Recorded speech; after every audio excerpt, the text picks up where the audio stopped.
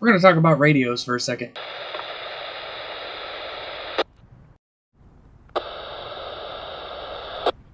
Here we go.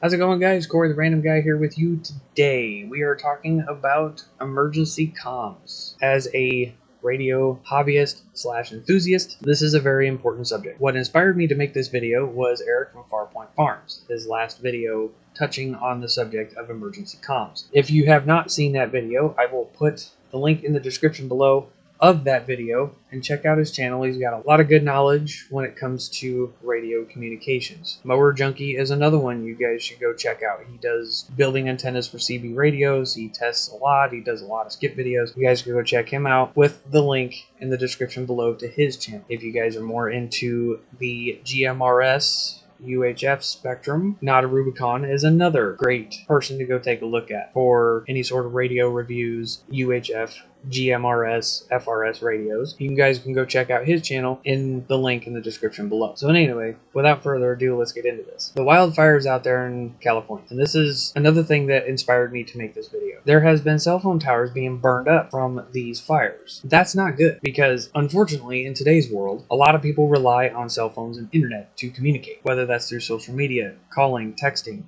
messengers on the computer at home or something, I don't know. But anyway, not a lot of these people have radio communications. It's not good to have the lack of communication when everything else goes down. The radios that I'm talking about don't rely on internet. They don't rely on satellites. They don't rely on cell phone towers to communicate. What do you have? You have none other than radios. Little handheld ones like this, CB radios like that. I'm not saying that you have to go out and get into the hobby, go out and make contacts and, make it into a challenge for you. No, absolutely not. But I would highly encourage anybody for any sort of emergency sake to have some sort of radio communication. That's all going to depend on your guys' situation. If you guys only need short range, FRS is the way to go. And that's very short range, by the way. And that also depends on the terrain. Oh, and conditions, weather.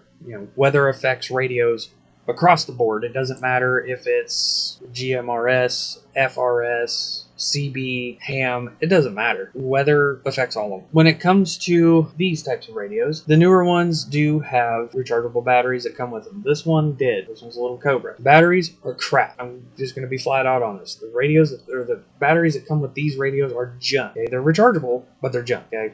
I would definitely get better ones and also have a supply of regular batteries to put in them. Another thing that I would highly encourage is form a group and have a designated channel so that you guys can communicate with one another if some emergency happens. I would also be getting into forums and whatnot. A good place to start for having some sort of emergency thing is called the 333 radio plan. You can find that everywhere on the internet. Print it off, laminate it. This way you know what frequencies that you can go on, call for help, help you conserve your battery life. There's also all kinds of survival books when it comes to communications and what you can and cannot do to get the most out of what radio you have. In short, it is extremely, extremely important to have some sort of backup radio communication. There is a lot of people out there that look at these radios and they're like, oh, well, they're obsolete. They're old technology. There's no use for them. As Eric from FarpointFarms figured out, yes, there actually comes a time when they are needed.